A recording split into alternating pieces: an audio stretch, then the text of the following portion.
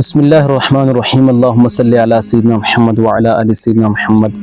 واصحاب سیدنا محمد وبارک وسلم علیہم۔ ناظرین، میں پھر آپ کے سامنے ایک عنوان کے ساتھ حاضر ہوں، اور یہ عنوان اس تعلق سے ہے کہ اللہ سبحانہ و تعالیٰ کو رب ماننا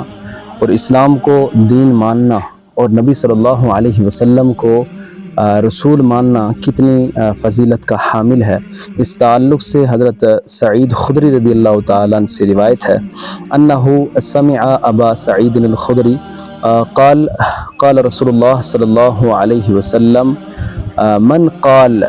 رضیت باللہ ربا وبالاسلام دینا وبمحمد رسولا وجبت لہ الجنہ۔ Abu Sa'id Khudri reported that Messenger sallallahu alaihi wasallam said, if anyone says, I am pleased with Allah as Lord, with Islam as religion, with Muhammad sallallahu alaihi wasallam as messenger, paradise will be his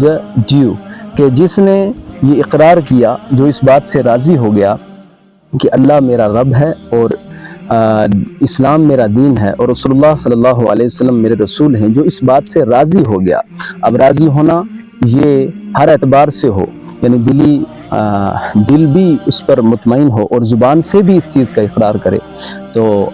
آگے فرماتے ہیں وجبت لہ الجنہ، تو اس کے لیے جنت واجب ہو جاتی ہے۔ یعنی جس شخص نے یہ چیز اس چیز سے جو راضی ہو گیا، اس چیز کا اقرار کیا، تو اللہ سبحانہ و تعالیٰ کی جانب سے اسے انعام یہ حاصل ہوگا، یہ ملے گا کہ اس کے لیے جنت واجب ہو جائے گی۔ اس لیے ہمیں پہلے ہی بات کہ اسے دل سے ماننا ہے، اور دل سے ماننے کے بعد ہم اسے اپنے ورد میں بھی لائیں اور صبح شام اپنے اوقات میں اس کو پڑھتے رہیں کہ میں اللہ کے رب ہونے اور دین اسلام کے جو ہے ریلیجن ہونے، یعنی دین ہونے، اور محمد صلی اللہ علیہ وسلم کے رسول ہونے سے راضی ہوں، تو انشاءاللہ اللہ کی بارگاہ سے امید ہے کہ جنت ہمارا مقدر ہوگی۔ میں نے جو بیان کیا، اللہ سبحانہ و تعالیٰ اس پر عمل خیر کی توفیق عطا فرمائے۔ والسلام علیکم ورحمۃ اللہ وبرکاتہ۔